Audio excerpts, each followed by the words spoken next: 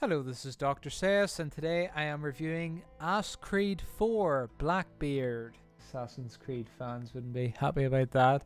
Calm down, I don't actually hate the game.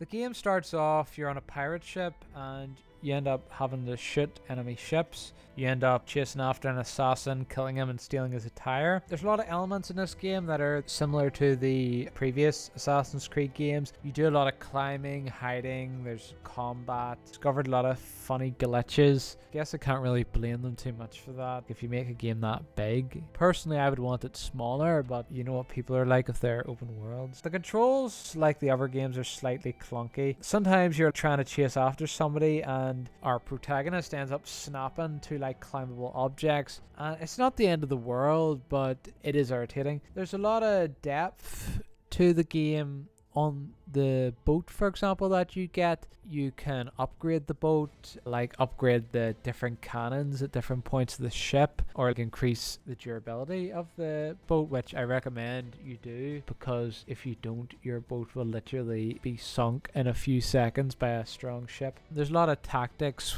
with the sailing in particular. You have to try and get your boat sideways of another boat to get the best result. It's a bit of a learning curve at the start. The database has everything on all the buildings that you come across, all the characters and the locations. It just teaches you about the history of everything, and they also tell you if they changed anything, like, oh, we decided to kill this guy sooner for the story of the game. These were all real people that they've incorporated into this story to interact with Edward Kenway. The Animus segments, which I hated in the games I played, it's thankfully not very present in this version, and they're not as bad either. You're a silent protagonist and you're following a young secretary at the start, and then you're helping this computer guy. It's not too painful. You end up just going back to the main game in 10 minutes, so there's not too many of those sections in the game. The office in this one, it looks like a very fancy office complex environment in a future Ubisoft. The silent protagonist is a nice change from Desmond, who I thought was very whiny and the creepy old scientist who watches Desmond in his sleep, and that was confined to a lab, and that was a lot more drawn out. This game feels like a reboot of the Assassin's Creed games, because Desmond was alive in the first 3 games. He dies in the 3rd one, spoilers, but I'm sure if you play the game you'll find that out. I'd say this is like a good starting point for new players of Assassin's Creed. Some people say this is still the best one. You sail on a ship, you go to different islands and assassinate people, or if you want you can engage in sword battles,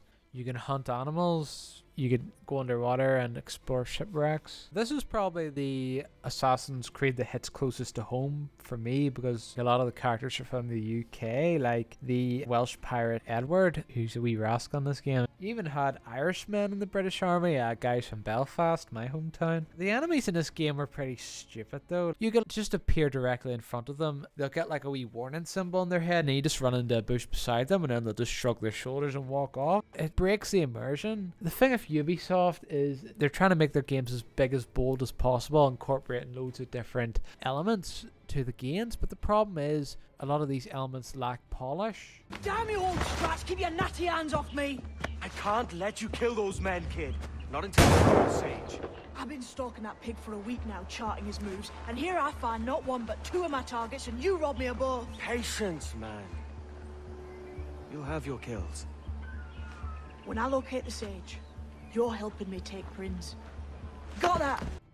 I see a lot more potential in Ubisoft focusing more on niche concepts, like I enjoyed in their Splinter Cell games. I remember there's this boss, they had like these guns, and I thought, oh yeah, we're gonna have an epic gun battle with this guy. I was just standing above him, I just hit the X button and it assassinated him. That was it. So, well, that was a bit anticlimactic, but I guess you could hack and slash if you wanted to, but I want to play the game the way it's intended to be played. The scenery's beautiful, as you would expect. You're traveling around Caribbean islands, you see things like different types of ships, Spanish cities. I know some people may find this a weird complaint, but I thought the game lasted too long. Maybe the first half of the game I enjoyed all the different elements you had to do, but then you're fighting the same old ships, there's nothing new to them. Or you're fighting the same old enemies, there's nothing new to the enemies, or you're just tailing an enemy, which you do quite often through the game, so it just repeats the same thing over and over again. What's weird about this game is you have to grind for money. I don't remember having to do this in the other Assassin's Creed games. You have to go around, find different missions to do, discover new locations and find treasure chests there and things like that, just so you have enough money to upgrade your jackdaw, which is your ship. You also need like certain materials as well to help you upgrade.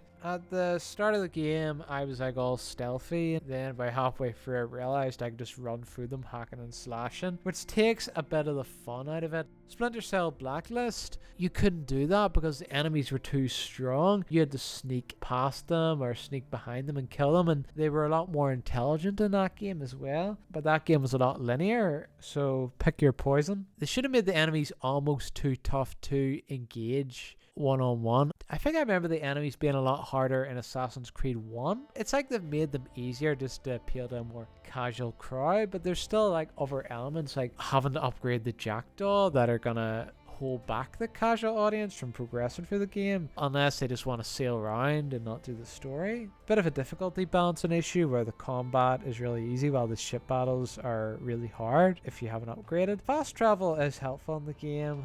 To be able to fast travel to areas, you need to go to different islands and secure watchtowers. This is quite boring, to be honest. It's a novelty at the start where like you're climbing on different structures, but it just takes too long. And instead of that, I would rather just, as soon as you land on an island, it's like, okay, there's the fast point. The world is too big, and when you make the world too big, some areas look samey.